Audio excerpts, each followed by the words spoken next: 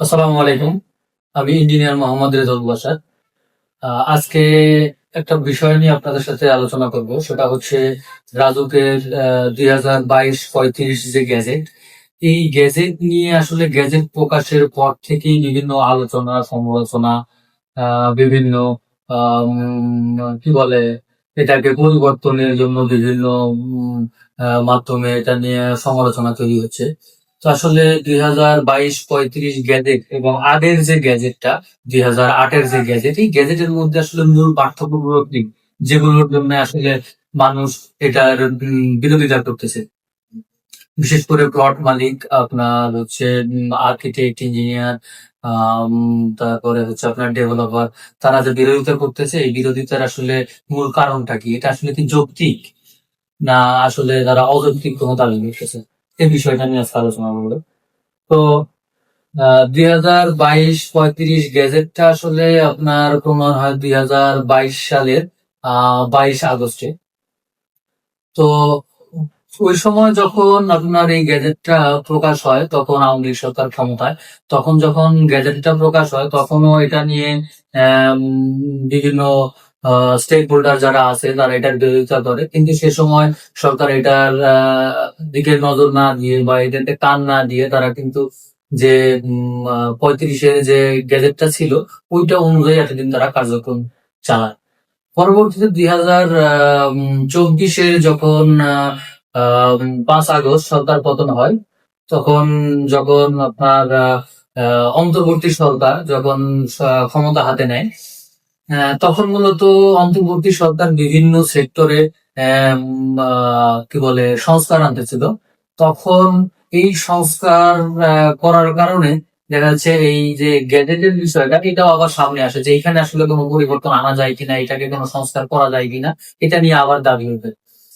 তো এই দাবির পরিপ্রেক্ষিতে অন্তর্বর্তী সরকার গণশুনানির আয়োজন করে। গণশুনানিতে দেশের বা এই অঞ্চলের মানুষ, সাধারণ মানুষ, প্লট মালিক বা অন্যান্য স্টেক হোল্ডার যারা আছে, তারা এখানে মতামত দেয়।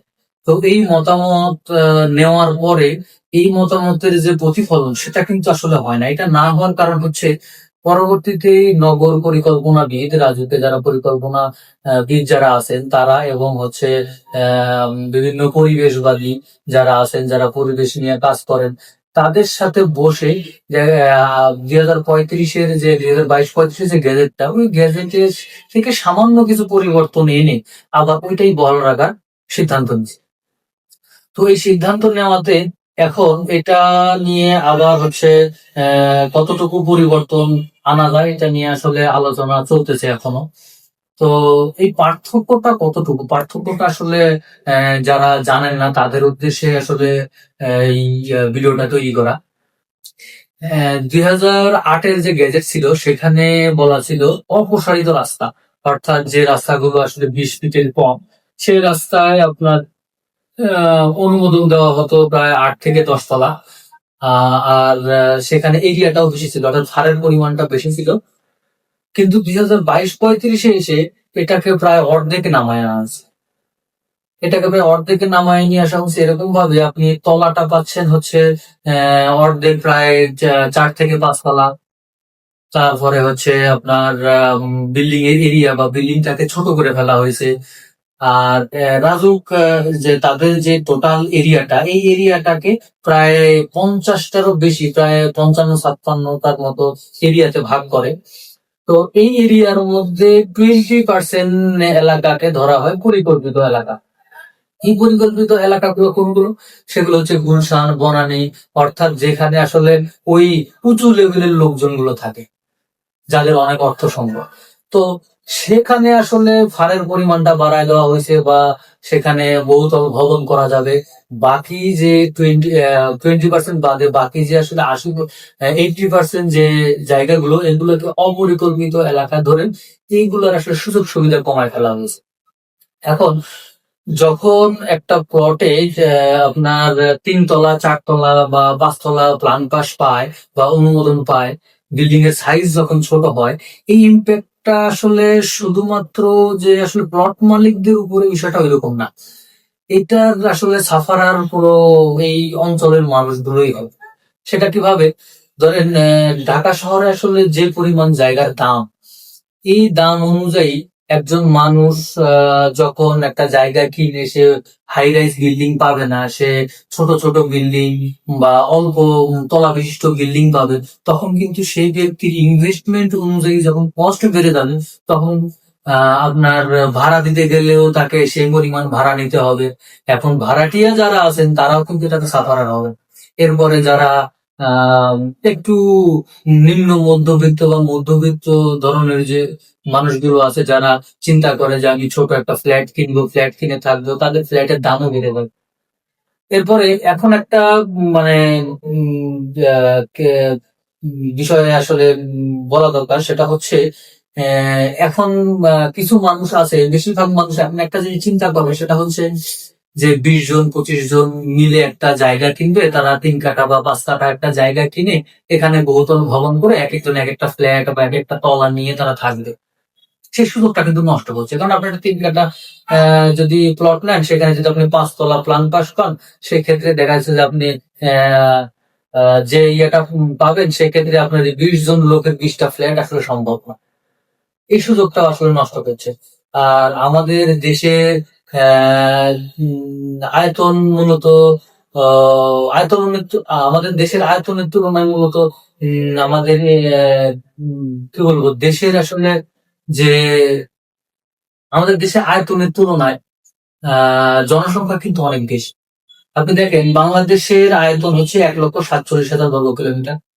সেখানে যদি আমরা প্লাবিত এলাকা বা নদী সমুদ্র এগুলা যদি বাদ দিই, সেক্ষেত্রে আমাদের জায়গা থাকে 1,30,000 বর্গ কিলোমিটার মতো। এরপরে 2022 সালের তথ্য মতে আপনার বাংলাদেশে যদি আমরা কৃষি জমি বাদ দিই, কৃষি জমি বাদ দিলে আমাদের থাকে হচ্ছে 36,000 বর্গ কিলোমিটার। এখন দেখেন এই 36,000 বর্গ কিলোমিটার জায়গায় যদি আপনি প্রায় 20 কোটি মানুষের বসবাস তৈরি করতে যান, সেক্ষেত্রে ছোট ছোট বিল্ডিং করলে কিন্তু আসলে এই সমস্যার সমাধান হবে না, উল্টো আরো বাড়বে। আর আরেকটা জিনিস, সেটা হচ্ছে এই যে আপনারা যে বিষয়টা বলতেছেন, পরিবেশবাদী যারা আছেন, যে বহুতল ভবন করলে আপনার ঢাকা শহরের পরিবেশ নষ্ট হবে, ঢাকা শহরের রাস্তাঘাটের সুযোগ সুবিধা যে পরিমাণ আছে সেই পরিমাণ জনসংখ্যা, তার থেকে বেশি জনসংখ্যা এখানে বসবাস করে, বা এখানে ওই পরিমাণ পানি নিষ্কাশনের জায়গা নাই। এখন আপনারা যে আসলে পরিকল্পনা করতেছেন, এই পরিকল্পনায় মানুষকে যে এখান থেকে বের করে দিবেন, বের করে দেওয়ার তো আসলে সুযোগ নাই। আপনারা বের করে দেওয়ার সুযোগ তৈরি করতে পারেন। সেটা কিভাবে তৈরি করতে পারেন? সেটা হতে পারে আপনারা যে আহ, বিভিন্ন মন্ত্রণালয় থেকে শুরু করে সরকারি যে বিভিন্ন হেডকোয়ার্টার বা বিজনেস যে হাব গুলো সব আপনি করে রাখছেন এই সিটির মধ্যে। এখন এই সিটির মধ্যে যখন বিজনেস হাব তৈরি হয়, যখন সবকিছু মানুষের প্রয়োজন মেটাতে এখানে আসতে হয়, মানুষ তো এখানে এসে বিজনেস করবে, মানুষ তো এখানে এসে বসবাস করবে।